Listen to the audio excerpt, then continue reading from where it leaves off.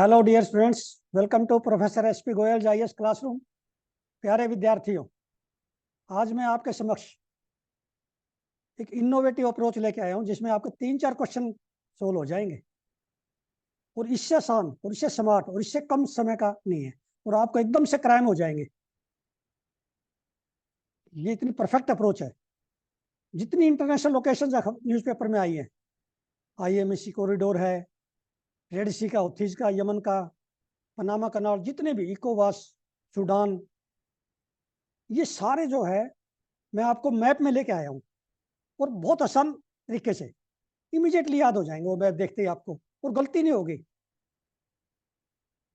और बाकी जितने मैप है, आज मैं आपको 2 मैप की ये वीडियो दिखा रहा हूँ। बाकी जितने हैं 10, 15, 20 जितने बनेंगे वो सारे आपको लोकेशंस में जो है आपके कोर्स में आपको मिल जाएंगे। जिन्होंने रजिस्टर किया है उनको मिल जाएंगी। और मैं आपको बार बार बता रहा हूँ, अभी भी कोर्स में रजिस्टर कर रहे हैं भाई, इमीडिएटली कर लो, रिवीजन भी करना है हमने। 2000 से ज्यादा क्वेश्चन बन गए मेरे न्यूज़पेपर से, एक्सक्लूसिव न्यूज़पेपर से स्ट्रक्चर किया है मैंने ओरिजिनल। और इसमें से मान लिया 50% भी आपको 26 मई को जिन्होंने कोर्स रजिस्टर नहीं कर, उनको पास मान लिया 1000 क्वेश्चन नहीं है, हो सकता है उसमें से 5 क्वेश्चन आ जाए, आएंगे उसी पैटर्न पर आएंगे जो मैं यूपीएससी का एग्जामिनर बन के वैसा ही जो है मैं पेपर सेट करने की कोशिश करता हूँ।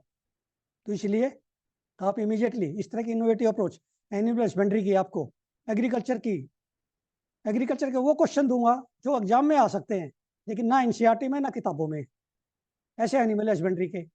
और फिर लाइव क्लासेज में जो है आप नोट करके लाओ। जो इस कोर्स में रजिस्टर है उनकी लाइव क्लासेज भी हैं, उसमें नोट करो, आप जितने कर सकते हो, एनिमल हस्बेंड्री, साइंस, एग्रीकल्चर, आपकी बायोटेक्नोलॉजी, जो भी क्वेश्चन लाओगे सबका जो है एग्जैक्ट जवाब दूंगा मैं। ये आपको ना केवल प्रिलिमिनरी में, मेन में भी हेल्प मिलेगी जब कंसेप्ट क्लियर हो जाएंगे।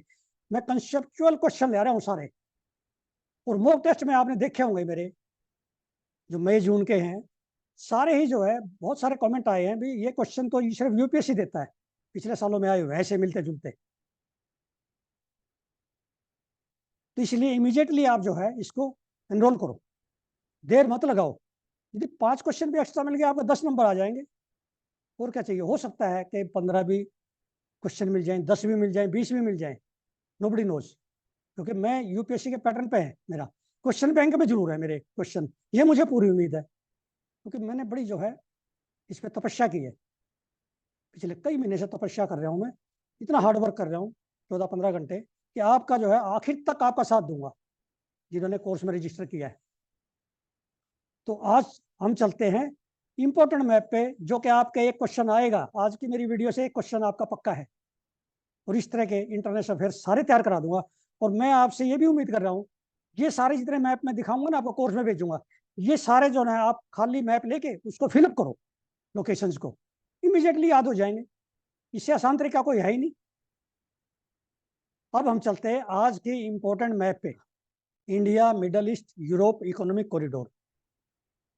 ये वर्ल्ड की हिस्ट्री में बहुत बड़ा कॉरिडोर बनने जा रहा है फर्स्ट टाइम, और G20 में ये फाइनल हुआ था, आपको याद हो। उसके इसके सारे question India middle east Europe economic corridor के एमसीक्यू में मिलेंगे आपको अपने कोर्स में, मॉक टेस्ट में।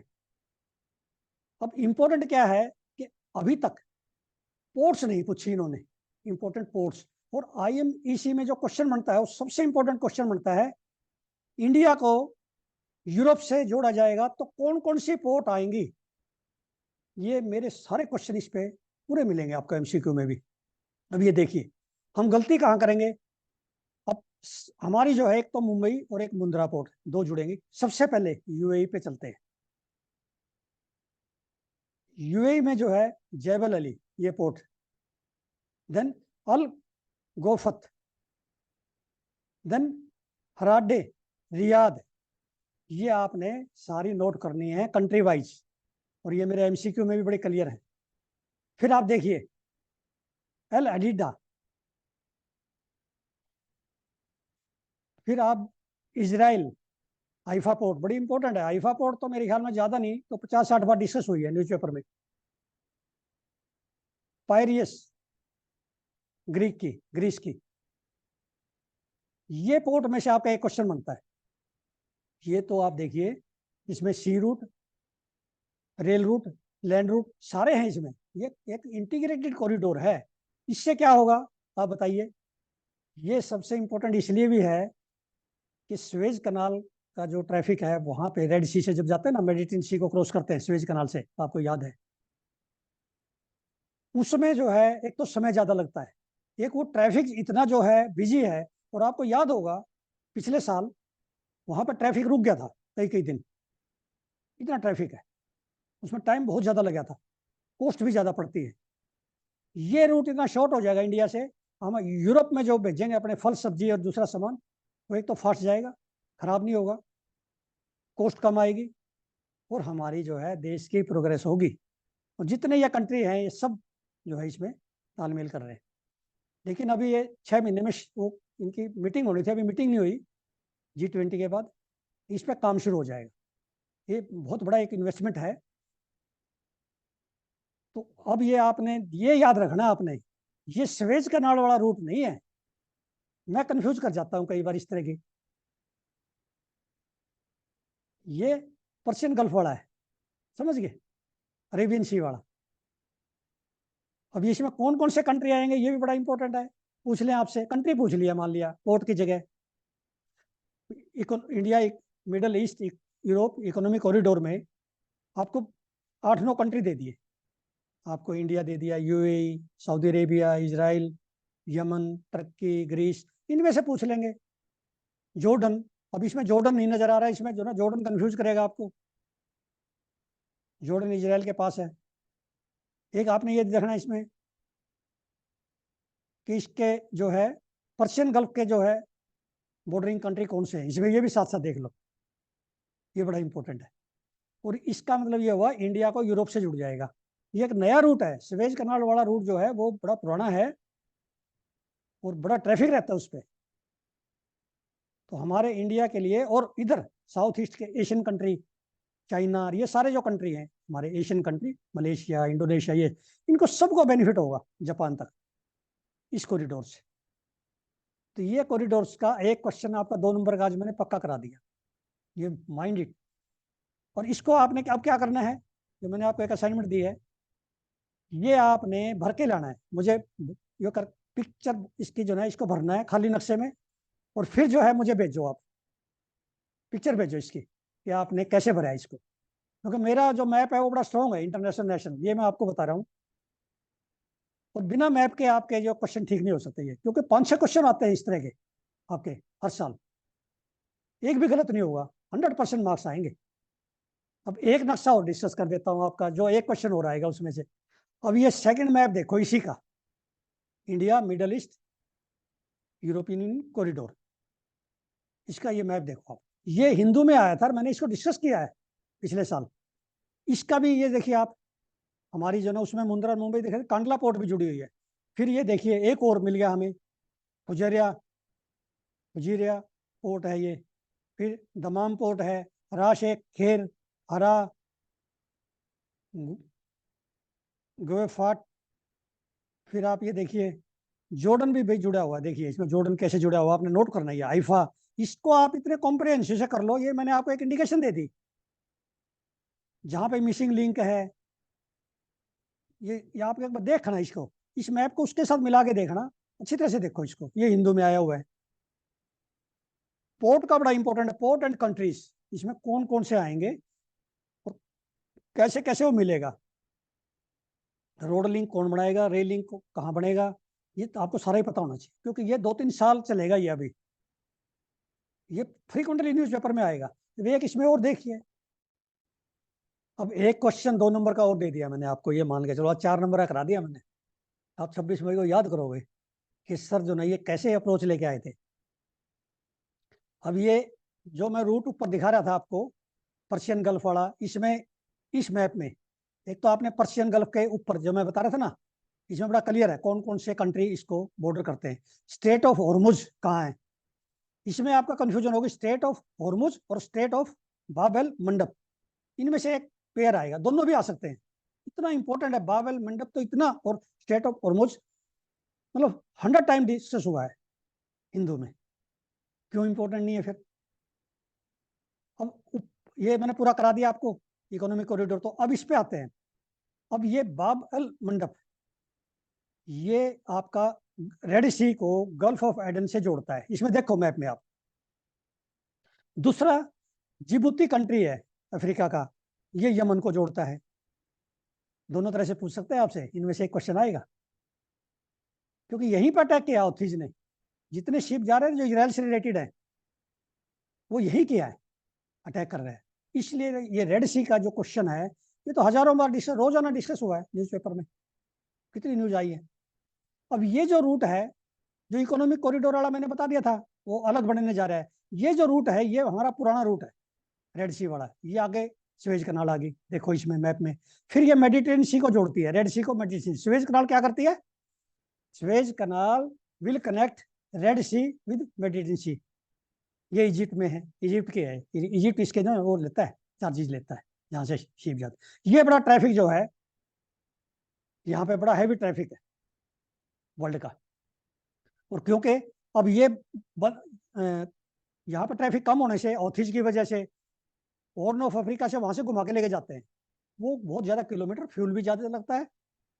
और यहाँ से जो ना इसलिए कम जाने लग गया कार्गोज, वेसल्स, क्योंकि यहाँ पे जो है ये अटैक कर रहे हैं और इंश्योरेंस चार्ज बढ़ गए और जान और माल का खतरा है यहाँ पे, इसलिए आएगा एग्जाम में। तो बाब एल मंडप तो आएगा 100%। तो ये जो है बाब एल मंडप, जिबूती एरिटेरिया को यमन से जोड़ता है, और इधर से जो है रेड सी को गल्फ ऑफ एडन से, अगेन गल्फ ऑफ एडन जो है इसकी एक्सटेंशन है अरेबियन सी की, इंडियन ओशन से जोड़ता है। अब आपने ये देखना है रेड सी के साथ कौन कौन से कंट्री हैं, ये बड़ा इंपॉर्टेंट है मेरे लिए। देखो, ये इजिप्ट है, सूडान, ये जो अरिट्रिया, जिबूती, इथोपिया, देखना आपने ये कौन से लग रहे हैं इसके साथ। यमन, ये कौन कौन से कंट्री, जॉर्डन और इजराइल, क्या इसको करता है रेड सी को? ये आपके लिए असाइनमेंट है, या कोई एक्सटेंशन है इसमें बीच में। ये मेरे जो मैप है, मेरे पर टिप्स पे हैं जो आपके पेपर में आएंगे। इस मैप को क्या करना, अब आपने ये आपने एक खाली मैप लेना है वर्ल्ड का, उसमें ये फिलअप करने हैं रेड सी बॉर्डरिंग कंट्री। देन बाबल मंडप कहाँ पे है, स्टेट ऑफ हॉर्मुज कहाँ पे है, और पर्शियन गल्फ के, और फिर इकोनॉमिक कॉरिडोर मैंने बताया। आज मैं ये कवर मैंने इस तरह से कर दिए कि इनमें से आपके 26 मई को एक क्वेश्चन या दो क्वेश्चन, या हो सकता है 3 क्वेश्चन में किसी पेयर में एक एक आ जाए।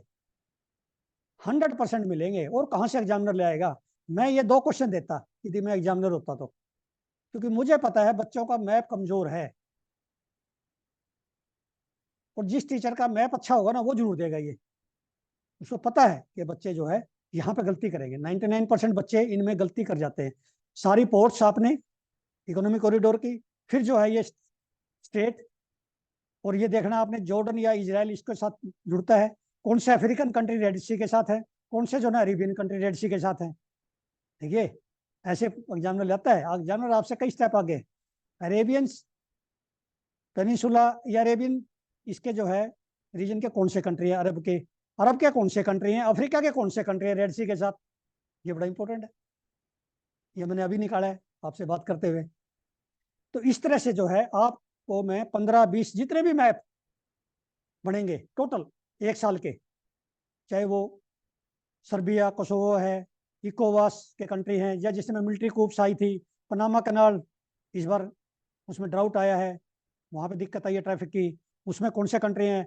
फिर ACTO, Amazon cooperation treaty organization, Belem declaration जो हुई है, उसमें कौन कौन से कंट्री हैं साउथ अमेरिका के, अमेजोन के, वो दिखाऊंगा।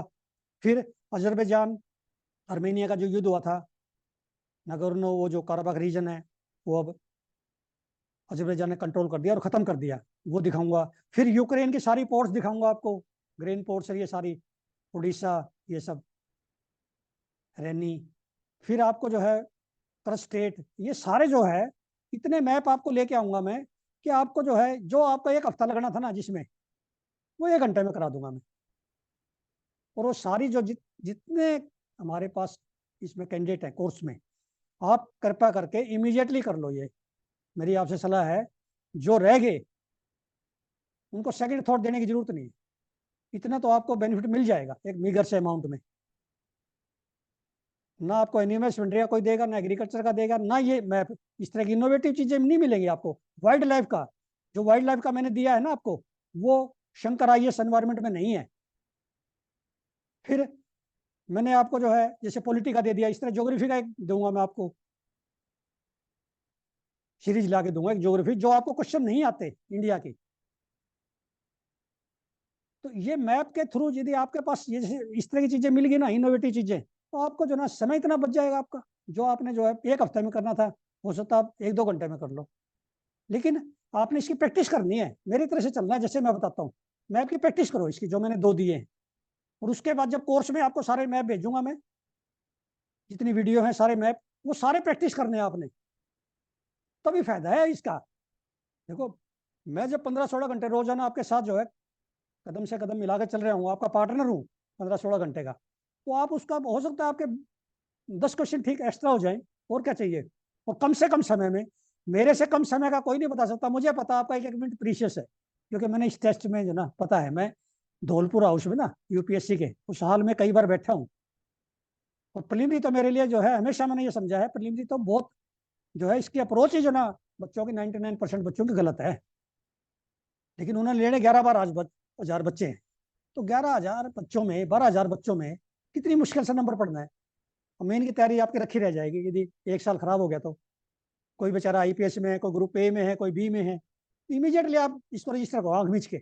मैं इसको जो ना हैंडल करूंगा। और आपका समय जो है ज्यादा नहीं, रोजाना 1 घंटा ही लूंगा। बाकी आपके पास 11-12 घंटे है, आप अपना करो, स्टैटिक करो खूब क्रिटिकली, सी सेट करो। और मेरा टारगेट ये है अब, कि जो अच्छे बच्चे, इसमें कुछ बच्चे मैंने ऐसे देखे जिनके 120 नंबर आएंगे 200 में से जीएस में, और मैं उनसे पर्सनली जो है मैं अपना नंबर शेयर करूंगा व्हाट्सएप, और पर्सनली उनसे बात करूंगा बार बार, क्योंकि कोई प्रॉब्लम तो नहीं है उनकी। जो आप लिख के रखो, अपनी प्रॉब्लम को लिख के रखो, स्ट्रेस नहीं होने दूंगा, स्ट्रेस फ्री। क्योंकि आपके पेरेंट्स की आप पे एक्सपेक्टेशन है, समाज की एक्सपेक्टेशन है, आप पे प्रेशर है दिमाग पे। और स्ट्रेस फ्री इसलिए हो गए, जब इस तरह के मैप भर दोगे तो आप सोचोगे यार ये तो कोई एक, जो 11 लाख बच्चा है वो करता ही नहीं है एक्सरसाइज, कोई भी नहीं करता। इवन जो ज्योग्राफी के बच्चे हैं वो नहीं करते, इस तरह के करेंगे इंटरनेशनल तो, जो मैंने करा दी। ये जो ज्योग्राफी के जो ऑप्शनल है ना जो बच्चे, उनके लिए भी जो है बहुत अच्छा है। वो भी इस लेवल का नहीं करते मेहनत ऑप्शनल में भी, जो मैंने करा दिया आपको। तो मुझे पूरी उम्मीद है कि ज्यादा से ज्यादा बच्चे आज रजिस्टर कीजिए, ताकि आपको इतने सारे मॉक टेस्ट 2000 क्वेश्चन के, और सारे के सारे न्यूज़पेपर से, और वो न्यूज़पेपर से वो क्वेश्चन जो यूपीएससी पूछ सकती है उसी पैटर्न पर एग्जैक्टली, मल्टीपल चॉइस। आप अंदाजा लगाइए कि 2000 क्वेश्चन बनाने में मुझे कितने महीने लगे होंगे। कितने मैंने न्यूज़पेपर 2-2, 3-3 घंटे, 4-4 घंटे भी पढ़ा है। और अब भी मैं जो है आपको, जो अब रोजाना न्यूज़पेपर में आ रहे हैं, जितनी भी कोई अच्छी न्यूज आ रही है, या वो सारी सारी आपको जो है, जिन्होंने रजिस्टर किया है उनको सब मिल जाएंगे एमसीक्यू। आप यदि न्यूज़पेपर आप पढ़ते नहीं ना, मान लिया, तो भी आपको 1% भी लॉस नहीं होने दूंगा, 0% भी। बिल्कुल, आप इस समय अखबार यदि आप एक बार स्कैन कर लो, जस्ट फॉर ½ एन आवर अखबार जरूर पढ़ो। उससे क्या है, आपके माइंड की एक्सरसाइज हो जाती है, आप रिलैक्स हो जाते हैं कि क्या न्यूज है, और याद रहती है चीजें। उसके बाद एमसीक्यू में डाल दूंगा आपको 10-10, 20-20, जितने भी होंगे रोजाना, मैं टाइप करा रहा हूँ। समझ गए। तो ये इनोवेटिव अप्रोच आपको और कहीं नहीं मिलेंगी, जो मैं लेके आ रहा हूँ। ऐसी ऐसी वीडियो लेके आऊंगा जो आपका ना एनसीईआरटी में, और क्वेश्चन है वहां पे। मैं आपको एक एग्जांपल देता हूँ। मैंने आपके लिए एग्रीकल्चर की सीरीज बना रहा था मैं आपके, उसमें लेथेरिस एक दाल का नाम है, वो पहाड़ों पे होती है, ट्राइबल खाते हैं उसको। उसमें लेथेरिज्म एक बीमारी है, क्रिपलिंग हो जाती है लेग्स की, जैसे पोलियो से होती है ना, क्रिपल हो जाते हैं हमारे जो पैर हैं, ये टांगे हैं। वो लेथेरिज्म जो है, या एफ्लाटॉक्सिन है ग्राउंडनट में। मैं देख रहा था 8% से ज्यादा स्टोरेज पे ग्राउंडनट रख दें तो उसमें एफ्लाटॉक्सिन आ जाते हैं स्टोरेज में, और वो न्यूरोटॉक्सिन है।